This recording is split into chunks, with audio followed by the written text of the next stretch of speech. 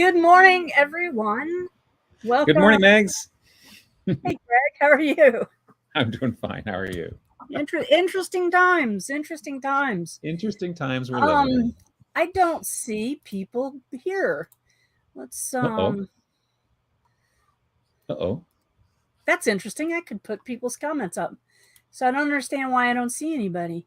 Unless we're it's just you and I. Just you and I. Okay. Do you see anybody? I don't see. Oh, look, Chris. There's Chris there's and Susie. They popped Hello. in. Hey guys. There's four of us now. Okay. Good morning and happy snowy, wintry, sunny day today. Here in lovely Ottawa. And Greg, looks like you got some sun Central down Ontario. Your way too. Very snowy here. Very snowy here. Tommy Buck just popped in, and Brian, I forgot to do your thing. Oh my, Brian actually sent me his I got to figure that one out. Yeah. It's been busy here. I'll just say that it's been I've been a bit distracted, to say the least. So, yeah. Let's go back over here. So, while everybody's coming in, Wendy Callahan is here, Patricia Jackson, Tommy Buck. Chris, did you say excuse me after you tweeted? Excuse me, I just tweeted. Judy Stutz is here. Oh, nice. From John Chile, Southern California. Are you kidding me? Really? Are you kidding me? It's like how chilly is it really? Really. It's minus a zillion here. I've been in Chile, Southern California this time of year, and it was like so hot. I just thought about walking outside and started sweating. Hey, Debbie Root, Hillary, how are things? And did you survive Eunice? Has Eunice gone past you, Hillary? That was a big storm heading towards the British Isles, and I've got some friends who are below dikes in Scandinavia. I hope you guys are all good. Steve Addy? I would have said 80, but maybe it's 80. 80? I don't know. know. John Tyner's here. Hey, John. Yeah. Well, you know what I love? I've got my TARDIS of coffee. We're sitting here saying hi to everybody, and everybody's saying hi to Chris. What? Nice. No hi, snow Chris. That I know of. Oh, John. No. Pump out Had the basement. To bump out my basement all day. Ooh, pump out my basement. Wow. And I hope you didn't lose any records or photos or anything important. No. Yeah, mine are all in Rubbermaid containers and up high. They're in the basement, but up high. Steve says I pronounced his name right, so it is 80. 80. Hillary says not been bad in Wales. Lincolnshire had some damage. Oh, look. Now they're saying hi to you. Yeah, that's nice. Hi, John. And hi to Tommy. Wendy loves your TARDIS mug. Yes, that's right. I like to say, Wendy, that it's more caffeinated on the inside. Ooh. My buddy Kevin Borland has. See, look, somebody actually said hi to me. Thank you, Judy. I feel love now. There you go. My friend Kevin Borland has a TARDIS dop kit. A TARDIS bag to put your toiletry items in. And I was like, do you lose the people, the TSA people checking out your TARDIS? Yeah, really? Bag. Thank you, Brian. Oh yeah. Everything is office? No, everything is in the office. I asked if he lost any records or photos from the basement being flooded. Debbie Root says, hey, cuz. Hi, cuz. Yeah, because the Roots Tech relatives at Roots Tech, that's finally gone live now. Yeah. So I haven't checked to see if you and I are related. Have you? What's that? Have you checked to see if we're related on Roots Tech? I haven't checked to see if we are. The last I checked, I had 737 relatives, which is a lot lower than 4,000 something. I had a lot of people comparing my WikiTree connections to the Roots Tech connections, which I thought was fun. Well, Well, on the connections, what's neat about the family search one, the Roots Tech connections, is that because I have on my family search tree, I have both my adoptive family and my biological family coming from the same profile, which you can't do on WikiTree. Right. I've got relatives from both sides, right. but the adoptive family, they go way beyond back before 1800 in Ireland and Scotland, where I don't know where they're getting these records from. Well, there's no sources attached, so I'm afraid some of that might be bogus. Yeah. Family Search is really trying to get their global tree connected and stuff, but they have such catch up to do to get it to the same level as what WikiTree is, because WikiTree started off saying there's only one profile per person. So I commend Family Search for doing that. And it's really nice to have the two trees kind of working, They do help. They certainly give you hints. I just wish I knew where we could find records for the places where they just don't exist. I have a friend that I don't know if I should name him or not, who was planning on going to Belfast. He was planning on going to Belfast for the weekend, and I'm like, would you mind going up to Island McGee for me? It's just north of Belfast, and walk around and ask some questions. I know where some of the Templetons live. Can you go and knock on some doors, please? Oh, Family Search needs accountability and a place where people can talk like a message board. I agree, Chris. That would be something that would really help. Mm-hmm. And Judy wants to know church records. Is that what you're looking for, Greg? Well, yeah. I did find a marriage of the original, or the parents of the original Clarks that came over from Ireland. So that was exciting that I got. So that got me back to 1820, I think. Debbie Root says Pennsylvania is horrible for records. And John Tyner says he's been working on doing merges at Family Search. I've done some merges over there, too. There's a Belfast in Maine. That is not the Belfast that we were talking about. We have a Belfast in Northern Ireland.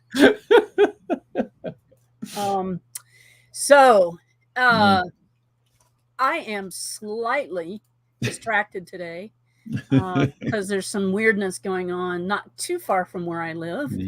But guess what, Greg? What? We have a question. Do we have a question? What's the question? The question of the week is, hold on just a second. Okay. I got to find it. There we go. The question of the week.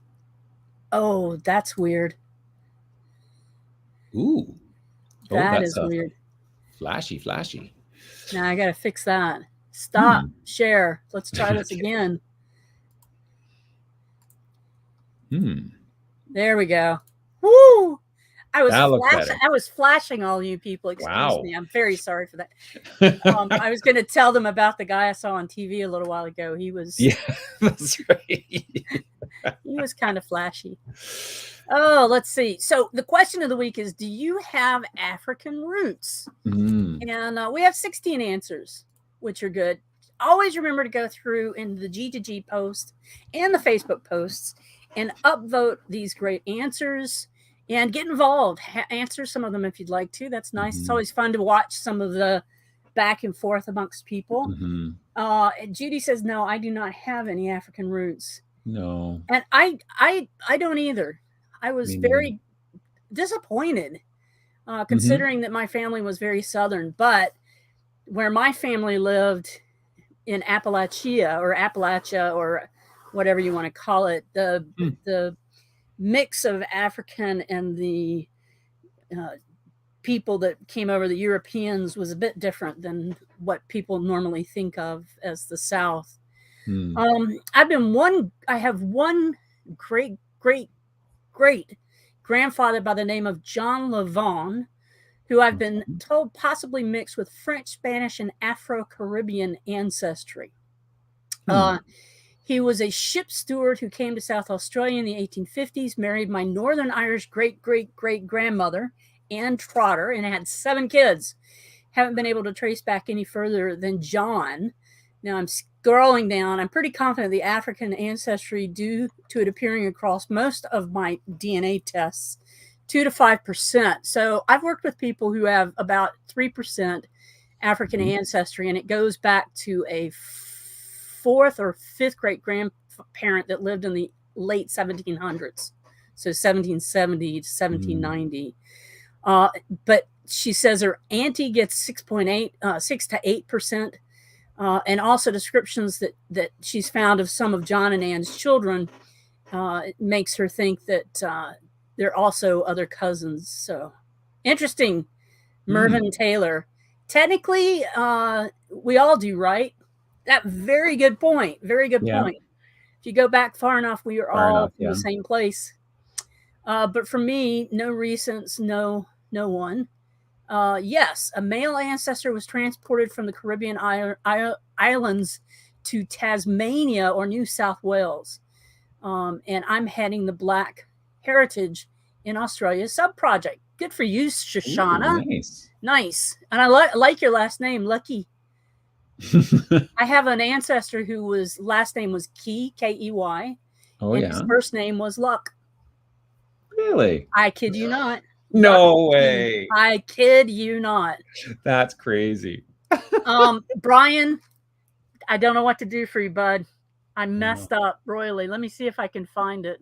What happened? Yeah, but I can't go into my email. See, that's the problem. The I'm video. live. I can't do that. Oh, shoot. Brian Nash has a great answer for us. Brian, you want to post your link in the chat? Oh, can you do that? He can post the link, and then we can put it into the scroll, and people can actually see it live during the broadcast. Sorry, Brian. Been a bit distracted. And I'm still distracted. Yeah. There's a TV right here. So. There's a TV, right? And there's there's something going on. Let's see. Nancy Reed says, yes, I do, but I haven't been able to figure out who the specific ancestors were. She's got 2% sub-Saharan, and my sister has 5%. And then she's got first cousins and older generation have 5 to 12%. So based on her African DNA matches and attempts to triangulate the trees in that line, the common element is Yarmouth, Nova Scotia, and the family seems to be Crawford. Unfortunately, records for the Black residents were poor back in the early mid to 1800s. I suspect the original African ancestor was deemed a British loyalist during the American Revolution. That's a very good assumption. Or was a servant of a British loyalist who made their way to Nova Scotia. There were shiploads of African loyalists from the United States who were former slaves who were brought to Nova Scotia. There is a book called The Book of Negroes, which is one of the best books that I have read. It's a historical fiction, and it's about a book where they wrote down everybody's names, whether that's true or not. You might want to read that book, Nancy Reed, because that might give you some insights as to where you might check for stuff. And if you watch the Curse of Oak Island, we all know that Samuel Ball, who ended up on Oak Island as one of the big landowners, was a former slave from the Charleston area of South Carolina. So, so you might want to do that, Nancy. Did you see the miniseries based on that? The Book of Negroes? No! It was really well done. I have to watch that. The book, I haven't even put the book away. Books that I really like. I even like the way the book was, the trade paperback. The edges were like not normal, but I love the book, the feel of it. I love the smell of a good book. You can't do that with your tablet. You end up hitting your nose. That's right. According to my DNA results, this is from Tanya Kassim, from My Heritage. 8.9% North African and 2.6 West African, possibly Nigerian. Wow. All the rest of me is West Asian, Central Asian, North and West European, Celtic, and Iberian Peninsula. Iberian Peninsula, there's a theory that the original settlers of Ireland way back at 8,000 or 9,000 years ago could possibly have connections to the Iberian Peninsula and the Basques. Just a theory, but that looks good. Interesting to see some of this. Interesting, yeah. Yeah, Iberian Peninsula may be your native roots. Check the results again. Yeah, GEDmatch has some really good stuff for checking different admixtures. So, and if you go there and you don't know what to do, check out Randy Seaver, who's a great WikiTreer.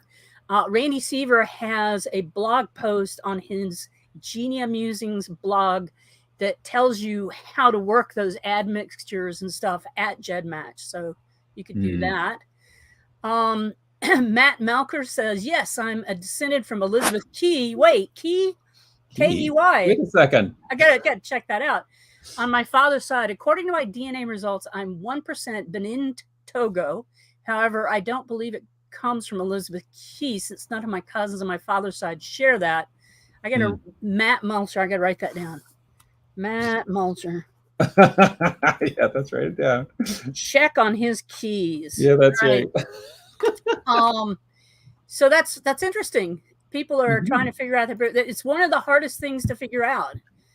Doing that the African or the Afro-Caribbean heritage. Yeah. Lynette Dovey says she's got African Caribbean, so a majority of my ancestry is African. My mother's side is mostly Nigerian, and my father's side mostly Ghanaian, with some Nigerian and Angolan. That's pretty cool, Lynette. Georgina Bout. I've got one great grandmother. I don't know if I got those right. Did you count as I was going?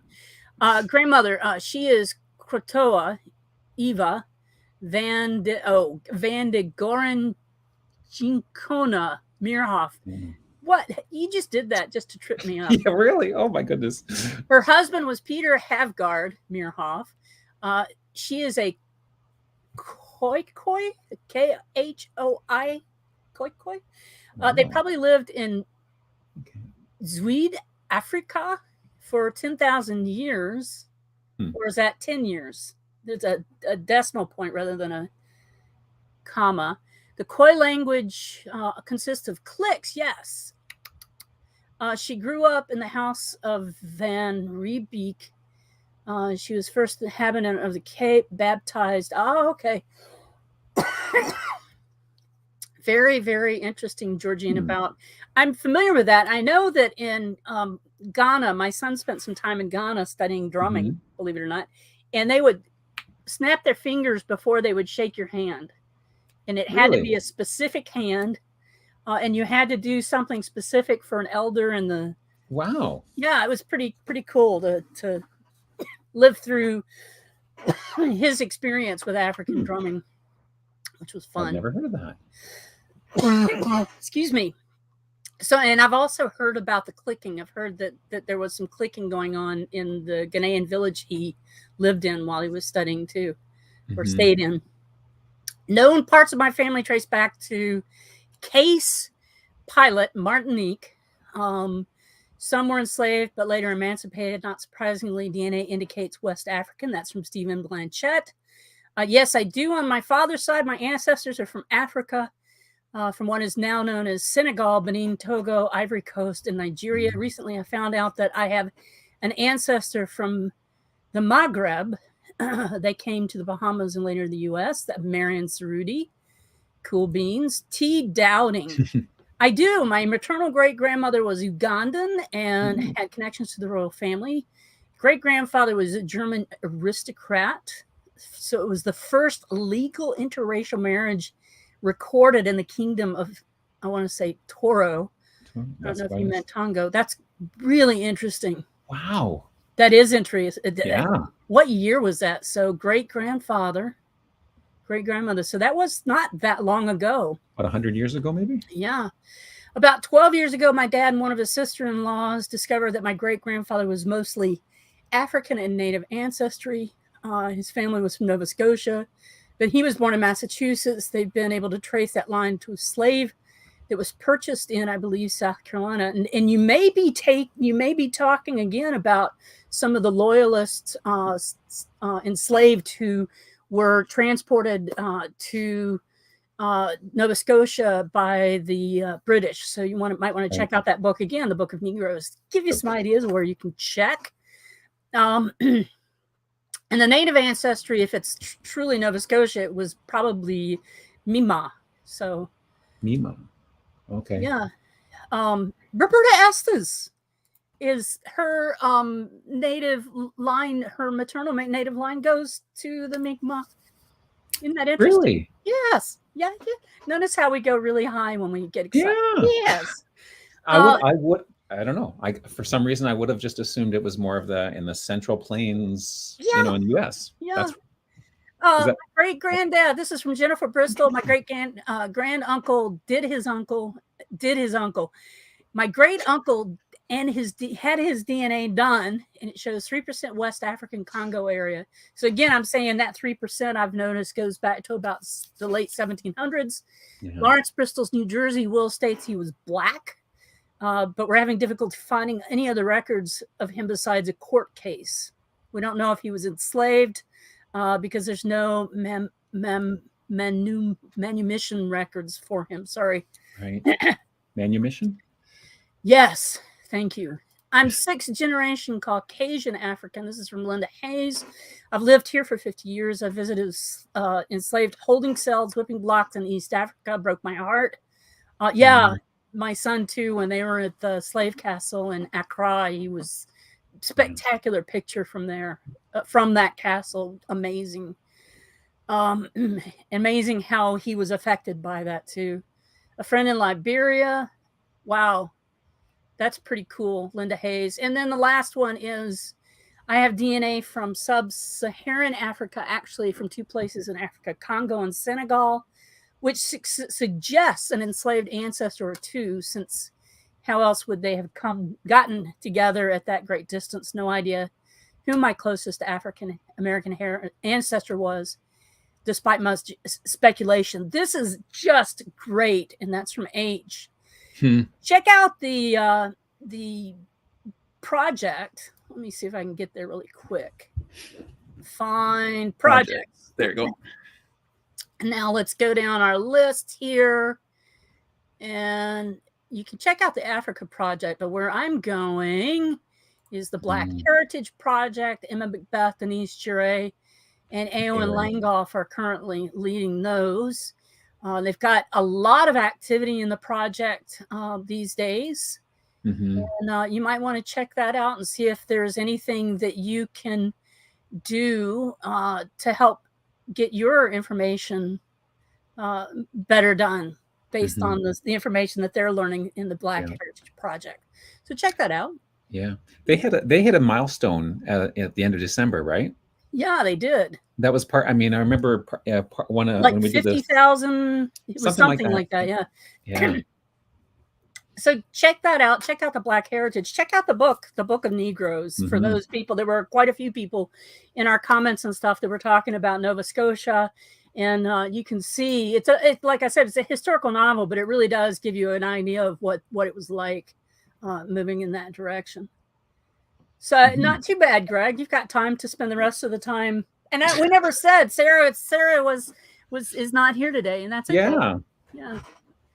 So, well, we have some profiles of the week, and the theme. I guess I should start sharing my screen here. Let me. Let me go to the right place to share my screen. There we go. And the theme for this week is the Olympics. And so last week, I made a bit of a game of the Super Bowl. And so I decided that was fun for me. There we go.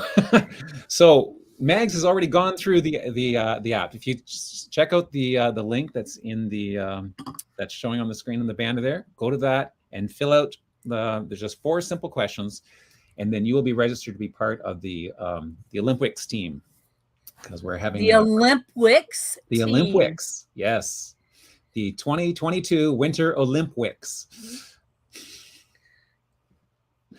So let me just share my screen here.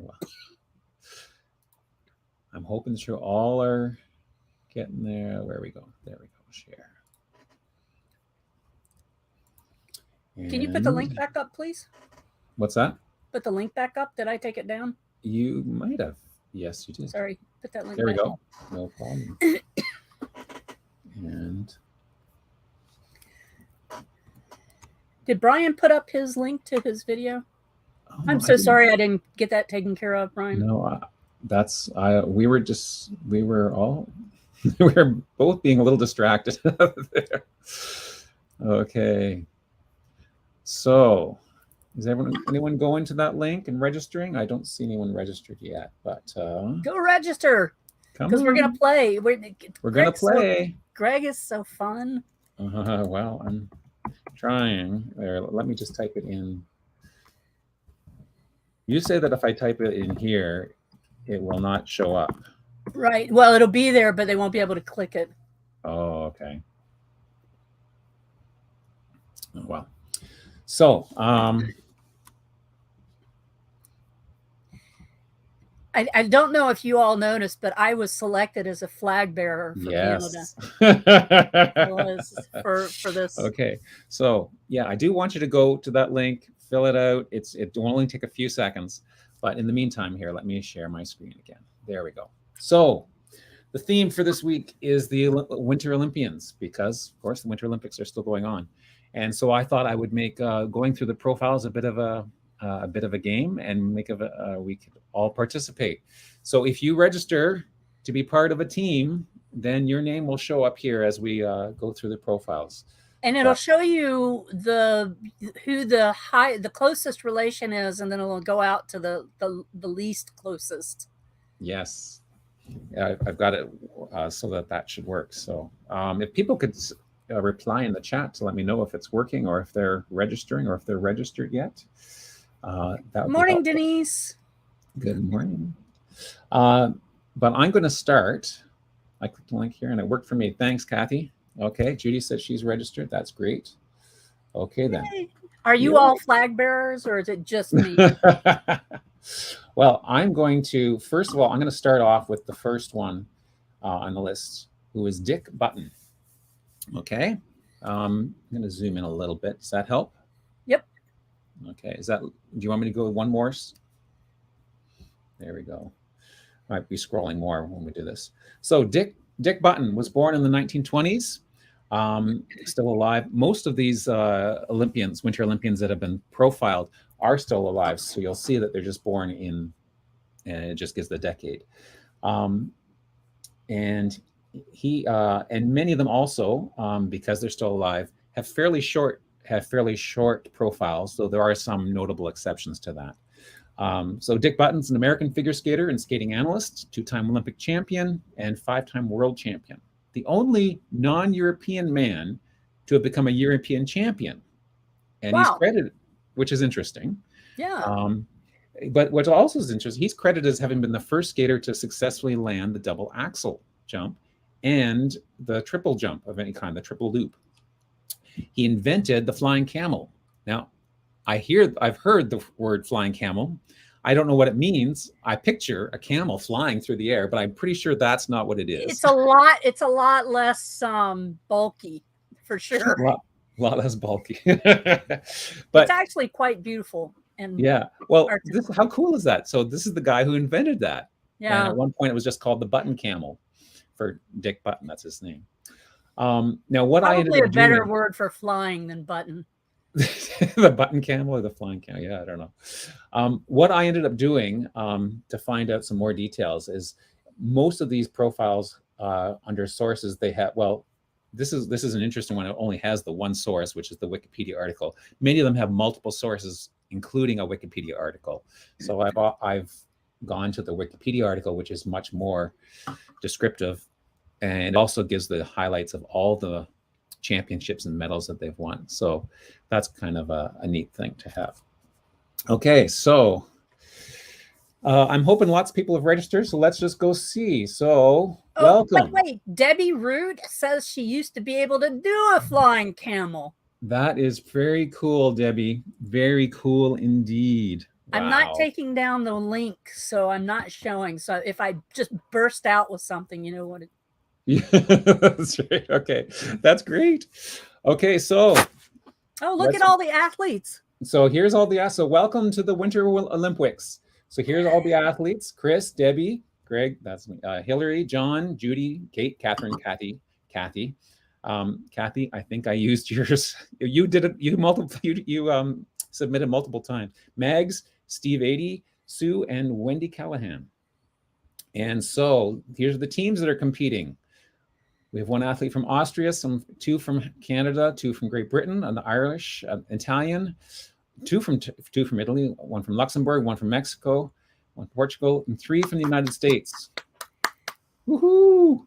Here are all the sports that people are playing.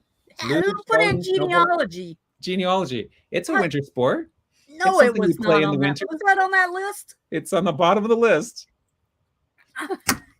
But you know what? I'm surprised no one chose Team WikiTree as their nation of choice. Ooh. That was at the bottom of the list too, in the W's. But that's okay. So let's now get ready for the Parade of Nations. While you're doing that, John Tyner has an Olympic silver medalist cousin in the high jump from Melbourne. Wow. That's they actually played this song during the play. I did. I noticed that. I was like, why are they playing Pomp and Circumstance? I feel like I'm graduating. Oh, look at John's a genealogist. Way to go. Chris, very brave skeleton slider there. Yeah, Chris, that means we would see you in one of those weird suits. Welcome, everyone. So okay. we all marched into the stadium. All marched in. Okay, so now we're going to go through the profiles of the week. So Dick Button. We already talked about him. Oh, no. And so there he is. He won 2 gold, a silver, and a bronze. And here's how everyone is related to him. So for the Olympics, I've lost Mags there temporarily. No, you haven't lost me. You haven't lost me. Okay. So for the Olympic Games, not only do we get points for the profiles. So Dick has just scored 2 gold for the American team, but we also are getting points for the people who are closest to Dick. So because Kate and Kathy are only 20 degrees, they get a gold medal. So a gold medal for Team Mexico and Team Italy. Silver medals for Wendy and Mags and Sue because they're all 21 degrees away. And Kathy and Debbie Root get bronze medals because they're 22 degrees away from our profile. Okay, the next... And so here's the medal report after the first round. The States is in the lead with 2 golds. Italy, Mexico have 1 gold. Canada, Great Britain, Austria have other medals. Moving on to the next. Chris says he registered for hockey. How did he get into the skeleton? I don't know, Chris. Steve. Okay. Steve Addy says you just have finger problems, Chris. That's right. Okay, Peggy is our next profile, and she's the daughter of Albert Eugene Fleming. Peggy is a world champion American figure skater and gold medalist, as well as a well-known sports commentator. And she has a very short bio and one Wikipedia article, which is a little more descriptive. Began skating at the age 9 and so on. Now, this is I didn't know about this. Did you know about in the 1961 crash of the figure skating team? I am not sure I do remember that. I was not, what month was that? So February, I wasn't even around yet. So in 1961, the entire United States figure skating team was flying to the World Skating Champions and they crashed. Oh no. So it just wiped them out. Wow. She was not part of the figure skating team at that time, but she was one of the ones who sort of turned around and brought, and I read here somewhere here. Time out. Yeah. Denise, you can still sign up. No worries. There's more medals to give out. She said she didn't sign up because she thought you were going to do trivia again. You can sign up, Denise. Go ahead. I'll Denise, just refresh. Are you trivia phobic? I'm trivia phobic. Are you? Oh. No, everybody in my family are trivial. Yeah. So that, like, I can't, like, that is a huge tragedy. Yes. Oh, Judy. I mentioned it there. But when she won in 1968, her, it was sort of it began a resurgence of women's figure skating. But I did not know that story. Yeah. Sad, eh? Okay, so let's go back and see. So I'm going to refresh the screen here. Let's see if we have. Has Denise joined our team yet? Oh, not yet. Okay, well, I'll refresh again, Denise, so we can see you. Here we are, Peggy. So she won a gold in 68. And here's how we're all related to her. And the gold medal for closest goes to Wendy Callahan, only 20 degrees from Peggy. Gold medal for Team Great Britain. Then a whole pile of people are 22 degrees. So that's a lot of silver we're handing out. And then Debbie and Hillary both won bronze for being 23 degrees away. I don't think I've won any medals yet. Oh, well. And now the U.S. have pulled ahead with 3 golds. Great Britain, Italy, Mexico now have 1 gold each, and so on. Canada's on the board there, not doing bad. Okay, moving along to Gillis Emanuel Grafström from Sweden. June, if you go ahead and sign up on your phone, it's not a very taxing thing. It just gets you into the stuff for what Greg is doing. Yeah. So if you want to try on your phone, I think it would work fine. Yes. She said, I'm on my phone, so I'm not going to sign up. Mm-hmm. Okay. Yes, go ahead. I think Sorry, Wendy. I sent the link out last night to Team Italy and Team Canada in the Discord chat. I'm pointing to the Discord over on my other monitor here, just to test to see if it worked, because I needed, like, I knew it worked for me, but I had to make sure that it worked for other people too. And you didn't send it to me. I'm gonna cry. I know. Well, I was going to, and then it's okay. It's okay. You knew I was probably distracted. That's it. But I think it was Wendy. It was either Wendy or Kathy were doing it on their phone, and they said it worked fine. So go ahead, June. Try it. Good. Anyways.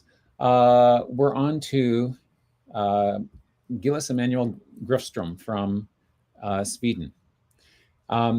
So before we even went any further, he's the husband of Cecile Mendelssohn Bartholdy Grafström, married in 1938 in Potsdam, Brandenburg, Deutschland.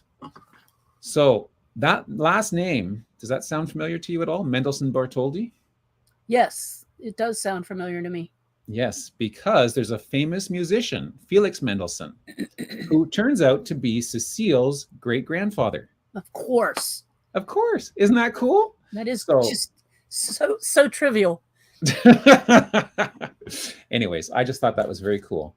But anyways, Gillis was an Olympic champion in figure skating, lots of figure skating, winning 3 gold and 1 silver medal. The only male figure skater to date to win 3 gold medals in the Olympics. Now, I think there's a number of women who have won 3 gold medals. But he, according to this article, to the Wikipedia, or to the WikiTree profile, he's the only male to have won 3. Born in Stockholm and married Cecile. And then again, the Wikipedia article has more details about when and where he won his. So he was very early on in the very first Winter Olympics, in fact. Nice. So let's see. There's Gillis. 3. I have a question. So yes. The stats and stuff, we could like leave this up, and as people view the live cast during the day, we could like check this out next weekend and see what the totals were. Oh, cool. Yay. Yeah. I think, you know what? I think I might do a G2G post with the link. Yes. And then that would be really cool to see how the so collaborative. Yeah. Anyway, so Gillis won 3 gold for silver. So yay, Team Sweden. 3 golds. That's gonna really help Team Sweden out. People are more in the 30s, so people aren't as close. But Kathy N, gold for Team Austria. Kathy, you had 3 profiles last night, so I mixed up the teams so they wouldn't all be the same, so you wouldn't. So you might wonder why you're from there. Meg, silver for Team Canada, way to go! And Judy, and then Debbie Root, bronze. Way to go! Way to go, being closely related. And the medal report, the U.S. and Sweden are now both have 3 golds, but because the U.S. have more silver, that puts them technically in the lead. Did you realize that the first place is determined by the number of golds alone? Yes. So you could have like twice as many medals as everyone else. Right. But if you have more gold than anyone else. Yep. That's the way it is in the economy as well. The more the gold, the better. Yeah, the more the gold, the better. Anyways, so there we go. Nice to see a couple more flags just joined us. I think is this the first time we've seen Portugal? Portugal. Okay, Scott Hamilton. Looking a bit like a golfer there than yeah, I remember that one.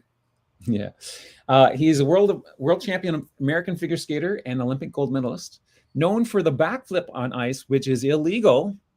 You should not do that during an official competition, but always a crowd pleaser. Florian Straub, what we're doing is we're playing a WikiTree game that's called the what is it? It's the Olympics. The Olympics. So if you go to this tiny URL and you can sign in and join us, and even if you don't do it right now, you can do it later in the day. We're going to go back and look at this next week to see what the final totals are, because a lot of people tend to watch us after the fact too. So there you go. Sorry. So they can forward through the boring parts, I guess. Yeah. So I'm going to leave that up. I usually post people's comments, but instead I'm just interrupting Greg rudely and telling. Go right ahead. No problem. So Debbie, is this cousin Debbie? You had the same coach as Scott? And is Debbie the one who could do the camel? Yes. That's amazing. Wow. Come see me. I live not far from the canal. You can come skate. Way to go, Kathy. Thanks for choosing 3 different teams. So I didn't do it? Oh, I thought I changed someone around. Oh, good for you. So there we go. So yeah, after he did his gold medal stuff, then he did a number of other skating things, other shows. And there's the Wikipedia article for him. So let's just go see how. So he won 1 gold when he competed in the Olympics officially. We got some nice closer connections. Yeah. So Sue wins gold for being only 17 degrees away. Wow. Wow. You know, I'm going to refresh. Let's see if that's changed anything. No, still Sue. Sue's still there. But Denise has joined us. There's Denise. Denise, welcome to the game. And Judy S. There you go, Judy. You're there too. Wendy gets silver, and Chris, you're in it twice, Chris. Yep, he's doing it for the U.S. and Italy. I should go back and join for the U.S., but it's too late now. I was thinking we should, you should pick your favorite ancestor and have them, your most athletic ancestor, put them in. Yeah. For a team. Okay, and so at this point, the U.S. now has 5 gold medals, Sweden 3, Great Britain 1, a bunch of other teams have won. So there we go.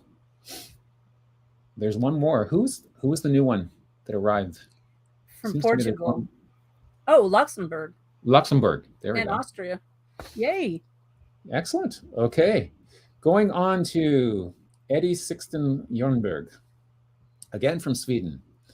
Son of Carl and Marta. And he was a Swedish cross-country skier, winner of 4 Olympic gold medals and 4 gold medals in the World Championship. Born in 1929.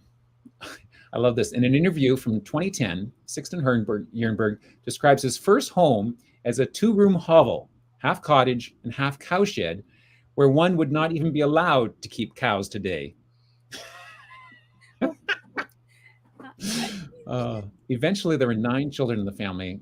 By then, they had moved to a better house. And how many cows? Yeah, it didn't say how many cows in the new house. But he started work. He worked in the blacksmith shop, and he was involved in cross-country skiing. He dropped his other sport, which was ice hockey, to get more seriously into the skiing. Also worked as a lumberjack, and he said his daily routine, training every day, cross-country skiing or running, was more strenuous than the actual training camps of the Swedish national team. Wow. He felt that was more, when he went to the Swedish national team camps, it was more like rest and recreation. Oh, wow. That's pretty wild, eh? And he also has a nice WikiTree page. He does. I was noticing that. Yeah. So 4 gold for Sweden. Okay, Sweden's going to creep up there. And woo. Yeah. Okay, there's how everyone's related. So gold for Kathy and Catherine. Luxembourg and Austria are going to, yeah. Oh, yeah. Greg, hey, thank you. I get a medal. I get a medal. Oh, no, gold for and one. Jonathan, too. What's that? Jonathan got one for Canada, too. Yes. Way to go, Jonathan. Okay. So there we go. And now, yes, Sweden pulled ahead of the U.S. thanks to Sven. There we go. Moving along. Okay, that was, so we're on to Jean-Claude Killy, right? He was like, I loved Jean-Claude Killy. Yeah. I looked up to him like crazy. He was good. So I could read the biography in French if you want. Jean-Claude Killy est un skieur alpin, coureur automobile et dirigeant français, triple champion olympique de ski alpin à Grenoble en 1968. Thank you so very much. Pas de problème. For that. Susie Carta says that she loves your games. Oh, thanks, Susie. Yeah, it's fun. I enjoy it. So yes, he was an alpine skier, but he was also he also got into racing. His father was a former French ski champion and fighter pilot for the Royal Air Force during the World War II. And his father was of Swiss origin, and the family settled in the French Alps. So it's not surprising that he went into skiing. I always pretended I was Jean-Claude Killy. I started skiing when I was 3 years old. 3. Oh my goodness. In the mountains of the Carolinas. If you learn how to ski on the icy hills of the Carolinas, you can ski anywhere. Oh my goodness. Wow. But I used to always say I'm Jean-Claude Killy, and I would bomb it down the slope. Oh my Lord. Oh yeah. That's crazy. Yeah. Wow. Oh, yeah. I didn't start skiing until our kids started taking lessons when they were like, I don't know, 6, 7, 8 or whatever they were. So I was a total novice on the ski slopes. And I remember the first lesson I had, there's this German instructor. I mean, he was from Germany. Anyways, he was obviously a retired person, and he was of German, and he was so strict. And oh my gosh, I was so afraid of him and the slopes. But anyways, Jean-Claude obviously has done lots of stuff and influenced lots of people, including Mags. So, and let's see, 3 gold for France. So Team France should move up in the standings now. Catherine, gold for Team Luxembourg. I mean, 20 degrees away. 22 degrees for Mags. Again, Mags, you're just doing amazing. You're related to everyone here. Debbie, and then Wendy got the bronze. Great stuff. Okay, and then Sven, this is the second, or did I must have called Jürgen Sixten. I called him Sven by mistake once. Anyway, Sven Kramer was born in April 1886, the son of a speed skater, Jep Kramer, and Eli Kramer. He represented the Netherlands, long track speed skater, as well as team pursuit. Competed Olympic Games from 2006 to 2022, so he's relatively new compared to some of the other athletes who have in more classic games. He won 4 gold, 2 silver, and 3 bronze. Yeah, and his daughter plays field hockey, so that's very cool. And he has done. Look at all of these medals. Look at this. Wow. That is incredible, eh? So, we didn't look at the medal report after the last round. Sweden was in the lead again. Okay, but let's move on to Sven. 4 gold and 2 silver. So Team Netherlands is now going to be a factor. And Team Netherlands is always a factor in the Winter Olympics. Yeah. So Kathy wins gold, being closest from Team Austria. Catherine is silver, and Mags another bronze. Oh my goodness. Okay, medal report. Sweden top again, still with 7, 5 gold for the United States. But look at that, Netherlands at 4. Oh, look at the moose. Austria 3, France 3, and then one apiece for 4 other teams there. How's this going to end? Anyone know how this is going to turn out? Man, I'm biting my nails. So is Murph. That's Murph. Oh no. We're not going to get to any pictures this week, are we? This is so fun, though. Sorry. We'll have to do double pictures next week. Oh, I can't make it next week. I've already committed. I'm already triple booked. I've got a math webinar, and there's also a mass I have to play for at the church. So I'm sorry. How are you going to do math and mass at the same time? That's like I'll get the webinar started, and then I'll leave when someone else can sort of take control. That's hilarious. Yeah. Now, if we were studying, if the picture of the week was about doing cartography, then I could do on Saturday. I could theoretically do math, mass, and maps. Oh. Anyways, Sonia Henning, or Sonia Onstad, formerly Henning, from Norway. Daughter of Wilhelm and Selma. So she is she was born in 1912 in Norway and competed. Captured her family's heart. Isn't that nice? Her first memory was a desire to ice skate. And I love this quote here. I want to do with skates what Fred Astaire is doing with dancing. And she did. Yeah. She did. That's amazing, eh? I love that. That's so neat. She had many suitors during her years. So after she finished skating, her skating career, she also studied classical ballet, which probably helped with her skating. Yes. She turned to acting as well. And then she had many suitors during her years acting, not surprising, and had 3 marriages. She was the first ice princess.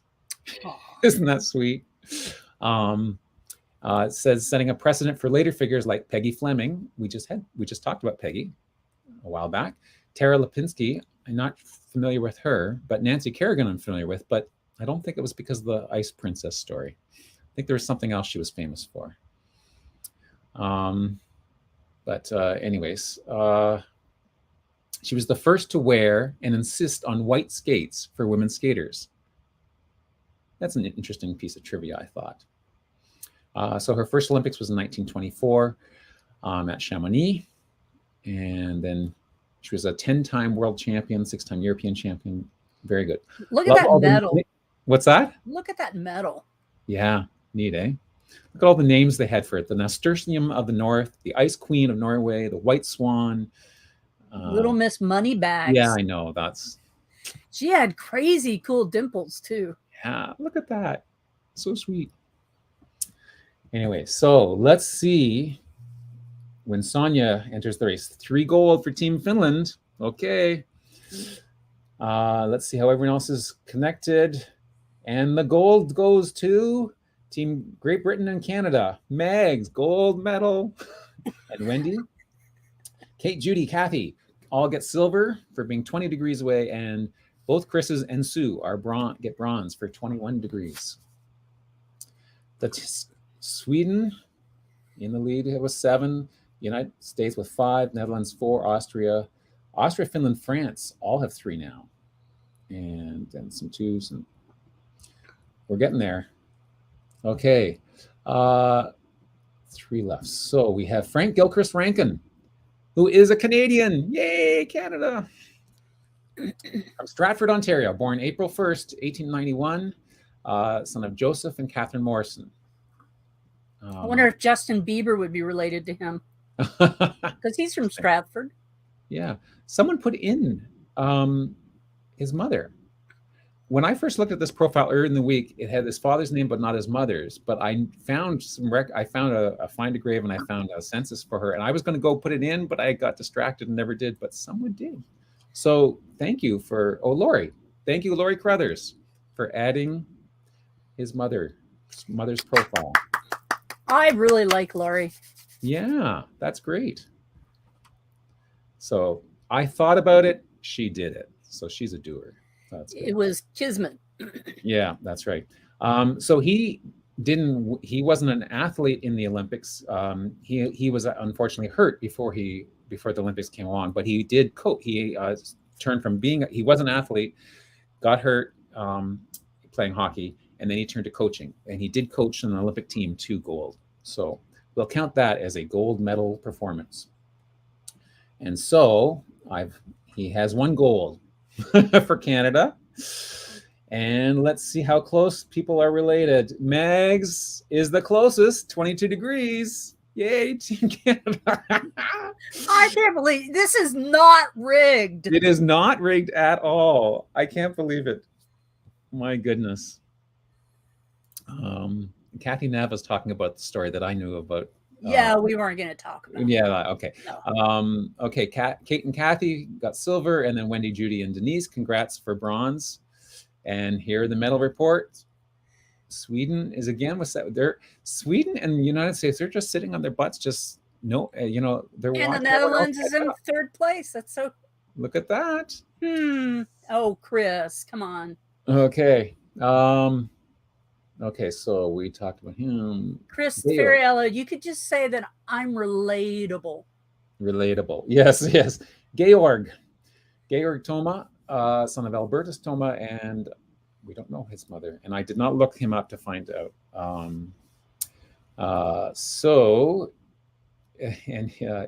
Ist eins von 7 Kindern von Albert Thoma. I won't read in German, though. Let me go to the English. Born in 1937, his family at one point lived in Hintersgarten and was poor. His way to school took several kilometers every day, and in the winter he did it on cross-country skis. So hence he was trained early on and then became successful in Nordic combined, which is cross-country skiing and ski jumping. Participated for the first time in 1958 and then nominated in 1960 to join the Olympic Winter Games in Squaw Valley. Nice. You have like 2 minutes left to finish. Yeah, well, we're on just one more after this. So I'm going to refresh. Frank, okay. And here we are, Georg. A gold and a silver. Let's see how people. Catherine wins gold for Team Luxembourg, only 20 degrees away. Florian, silver for Team Germany, 22 degrees. And Kathy, bronze for Team Austria. Yay! Yes. Okay. Yay, I'm not in that list. What's that? I said, yay, I'm not in that list. Yeah, that's right. Chris is already going, Lindsay Kildow, or Lindsay Fawn, born in the 80s. An American World Cup alpine ski racer and Olympic gold medalist from 2010. She won 4 World Cup overall in 2016. She won her 20th World Cup Crystal Globe title, an all-time record among men or women. She's considered one of the most successful American ski racers in history. Born in 1984 in St. Paul and still living. So let's see how this goes. Okay. I'll skip by here. Okay, Lindsay, 1 gold and 2 bronze there. Chris, look at Chris. Okay, Kathy gets gold for Team Austria. Catherine gets silver for Team Luxembourg. David gets silver for Team US. And Megs, bronze for Team Canada. Wow. Okay, so the final standings. The US has 8 gold, 10 silver, 12 bronze, 30 medals, and first place. Sweden, 7 gold, 1 silver, 2 bronze, second place. Netherlands, 4 gold, 2 silver, 3 bronze, 9 medals overall, third place. But honorable mention go to Austria, Canada, Finland, France, Luxembourg, Great Britain, Italy, Mexico, Germany, Portugal, and Team WikiTree with a bronze. Who signed up for WikiTree? Someone new signed up for WikiTree. Was that Jillian? And the individual reports are just in the order, not in any particular order, just in the order and people registered. Right. So you'll have to find your name. I'm just going to scroll through the names, find your name, and celebrate. It's missing my gold. I got a gold. Something is wrong with your metrics there. Oh no. Must be something wrong with my algorithm. Oh no. There we go. Looks like so Cam won 9 medals. Catherine won 8 medals. Those are the 2 highest numbers of medals. And then Wendy's got 4 gold. Anyone got more than 4 gold? Jelaine, you don't have to play this one. All you have to do is sign up at the URL here. If you just sign up, you'll get included. It'll do all the calculations for you. And if you win a gold, it's not going to include the gold, just for now. Yeah, apparently. I'm gonna have to look that up before I put the. So here's the Parade of Nations again, which with the most recent people who signed up. Kathy. Yay.